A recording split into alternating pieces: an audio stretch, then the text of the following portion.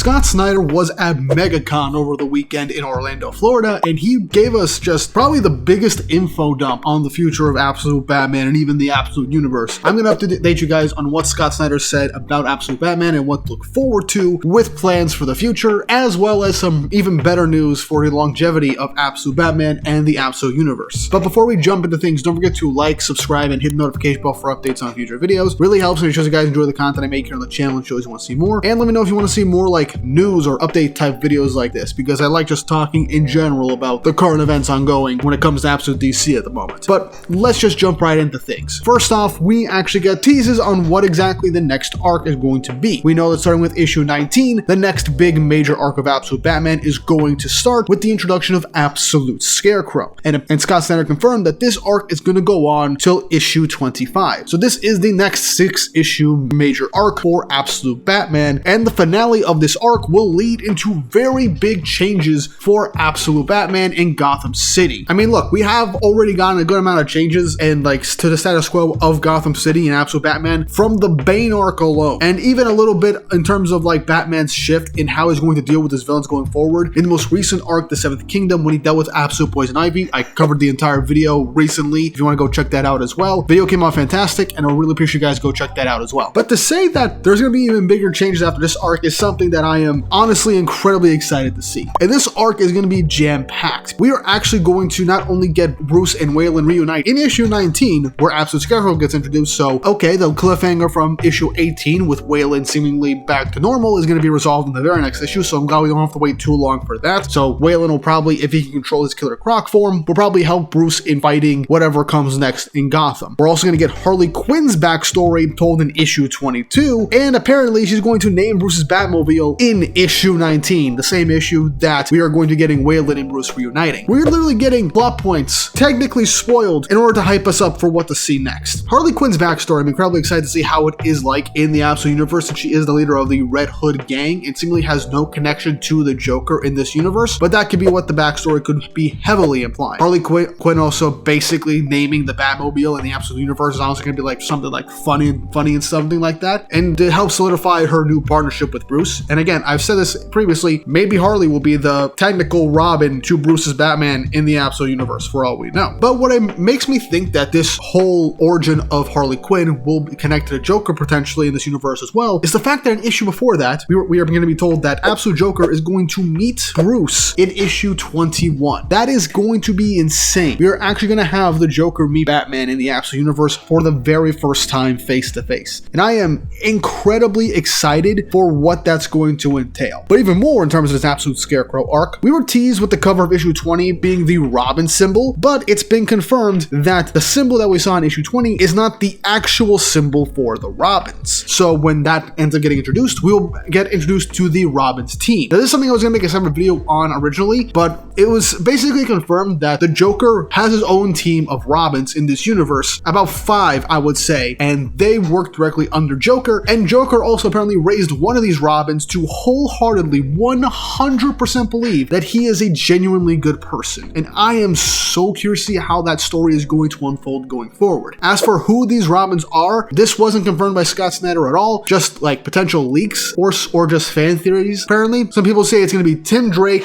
Jason Todd, Stephanie Brown, Duke, and I forgot who the 5th character that's supposed to be one of these Robins is allegedly supposed to be. But that basically confirms that Cassandra Cain is not going to be in this just yet. I would love it if she becomes the first Robin. Cassandra's awesome. And also confirmed we're not getting Damian Wayne whatsoever because, you know, Bruce needs to actually, you know, get together with Talia al Ghul. So that's something that's definitely not happening in the Absolute Universe, if not for a very, very long time. And Dick Grayson so far is just an average guy in Gotham City. No idea how that's going to go along. My prediction is going to join the Court of Owls, which were properly introduced in the previous arc between issues 17 and 18. Those honestly does make me think how Bruce will actually get a Robin in this universe, because if the Robin symbol is basically tied to the Joker, who is basically just evil Bruce Wayne with demon powers in the Absolute Universe, how exactly will this end up being shaped in the future? How will Bruce end up, you know, raising a Robin? But outside the Robin news, we also have 2 more big pieces that are going to be introduced in the next arc, just 100%. For one, we are going to be getting Absolute Clayface's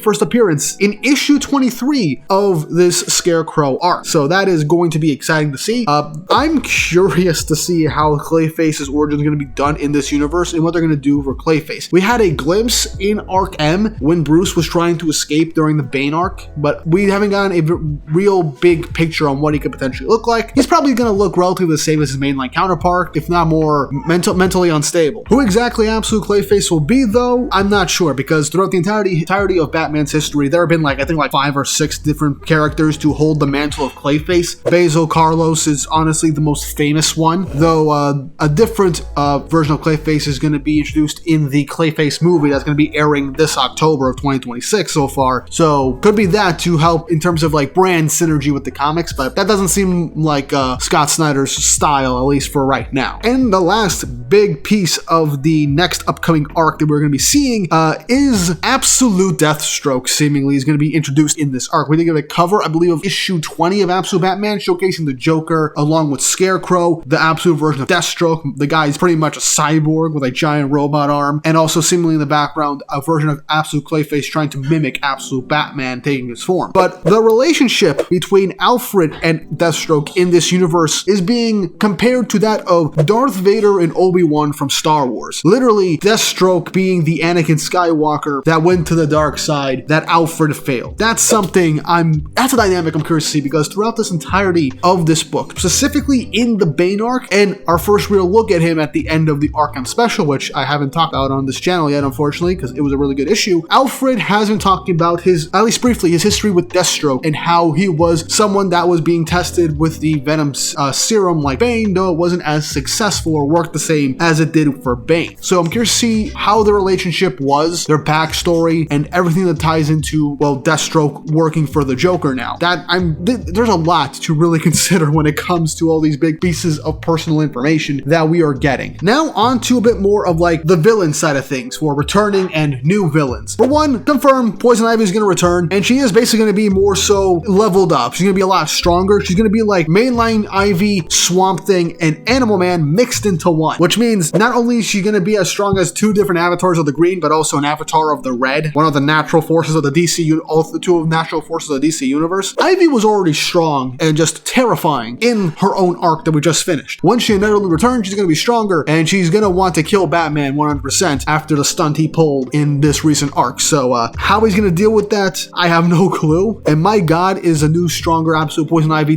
with being compared to a combination of her regular Ivy, Swamp Thing, and Animal Man. I feel like that's going to be something to look forward to going forward. We also got some confirmation on the designs recently for Absolute Two-Face and Absolute Penguin. As you probably noticed from the thumbnail of the video, because I'm definitely putting those guys in the thumbnail, Absolute Two-Face looks like, the version of him from the Batman the Animated Series, with the blue skin on one half of his body, but he has this long hair covering his face. And Scott Snyder compared him to the Punisher, which means we're not going to be getting Two-Face being turned into a regular old mobster with, the gimmick that he has received over the years. No, he's going to be more so like the Punisher in terms of getting rid of criminals that are, poisoning the city and people that are abusing the legal system and stuff like that. And so that's seemingly what we're going to be going for, the type of mass murderer anti-hero, people who he believes is in the wrong. So that's definitely something I'm interested to see, because that is a type of version of Two-Face that I am legitimately interested into looking at. We also have what looks like Absolute Penguin, and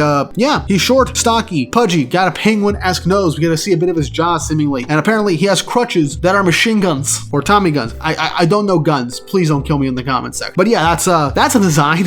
So I'm curious to see where that's going to lead. We're probably going to get some sort of gang war-esque arc, mini arc, if anything, in Absolute Batman after the events of Absolute Scarecrow and everything. So that's definitely going to be something to look forward to, if I'm being honest. And also, Scott Snyder did confirm that he wants to create more original villains for Absolute Batman, not just making absolute recreations and mixes of mainline Batman's rogues gallery and villains. No, he wants to make new original villains. And he has done this before. The Court of Owls is literally the biggest contribution to Batman lore and just his entire rogues gallery, with the Court of Owls and the Talons in the New 52. He also introduced a new villain called Mr. Bloom towards the end of that New 52 run on Batman. So Scott Snyder wanting to create new original villains is not something new. I believe he also did something like that in his run on Justice League. So yeah, Scott Snyder wanting to make new original villains, I'm all for that 100%. I cannot wait to see how that'll end up playing out and what madness he's going to cook up for an original villain not based off of someone from mainline continuity. And lastly, in terms of these story updates, updates and future plans, similar to the Arkham Special that we got earlier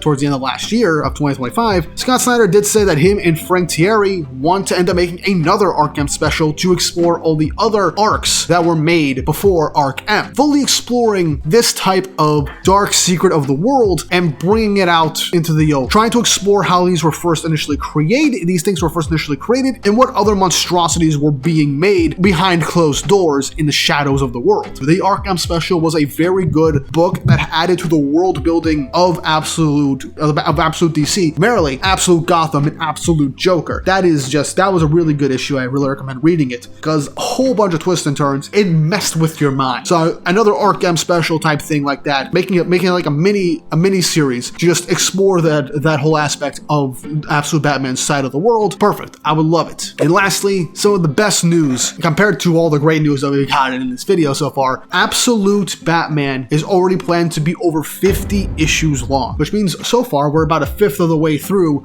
or a little over a fifth of the way through of what Scott Snyder wants to do with Absolute Batman. And he also said that not only just Absolute Batman, but all of Absolute DC has no plans of ending anytime soon. It will keep going as long as there is reader engagement and as long as it sells, which based off of how the last almost 2 years of Absolute DC running, yeah, it is 100% a hit. It topped like the top 10, top 20s of comic book sales over the last year. Like, they took over. DC is on top with the Absolute Universe. So yeah, as long as these writers have their visions for these characters, as long as we get a few more new titles exploring things out, Absolute DC is going to go on for a long time, unlike the Absolute Universe, which is going to end the next 2 to 3 months at the point we're recording this video with Ultimate Endgame, as all their titles are pretty much over now, save for Ultimates and Ultimate Wolverine that each only have, I think, 1 to 2 issues left, and then 3 more issues of Ultimate Endgame to close off that whole universe, which is a real shame. But Absolute DC is going to keep going, so I'm incredibly excited for that. And the last piece of news to close out this video, the first Absolute crossover event is going to so far be planned for November of this year, 2026, where all of the Absolute titles that we've gotten so far are going to cross over in this big event. Now, hopefully we don't get like a whole bunch of big events after this one does super well and DC wants to capitalize on events and it being like mainline DC, or even worse, mainline Marvel with all their events, just oversaturating the timeline. I would like a just at best a once a year event type schedule for Absolute DC. That way we have something to look forward to after a good number of arcs for each series. But either way, first big crossover event for Absolute DC outside of the mini crossover we had with Absolute Batman and Absolute Wonder Woman towards at the very end of 2025. All our favorite characters of Absolute DC are going to come together, and I'm very, very excited and invested for what is going to happen next. But that's all the big news Scott Snyder has shared with us about Absolute Batman and the Absolute Universe with its future and what to look forward to. What are you guys excited for next? What part of all this massive and borderline spoiler-ish announcements for the future of Absolute Batman are you looking forward to the most? Let me know in the comment section down below. Absolute DC is still chugging on strong and it doesn't seem like it's stopping anytime soon. I am so excited for the limitless future that we are getting for this entire run of comics.